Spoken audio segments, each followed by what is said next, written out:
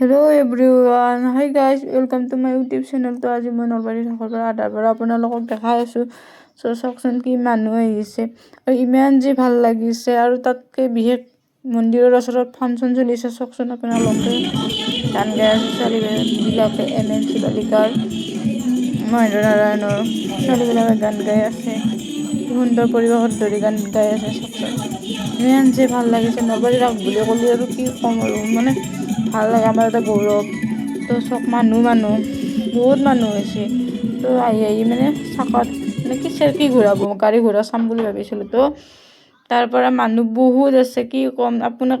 ওপৰত উঠি পেলাই মই মানুহ চাই আছোঁ আৰু মানুহ দেখা পাই যে মই ইমান আচৰিত হৈ গৈছোঁ। মই চাওকচোন কি ধুনীয়া আৰু ডাঙৰ চাকৰি আৰু এই যে চক গাড়ীগিলা যি দেখা পাইছে আপোনালোকে, তো গাড়ী ঘূৰাই আছে। এইবিলাকে গাড়ী ঘূৰাই আছে মানে কি ধুনীয়াকৈ ঘূৰাই আছে, কি ধুনীয়াকৈ চাৰ্কাছ দেখাই আছে। মানে মানিছোঁ আৰু চেলুট কৰিব লাগিব। আমিতো নোৱাৰোঁ এইবিলাক কৰিব কাম কেতিয়াও।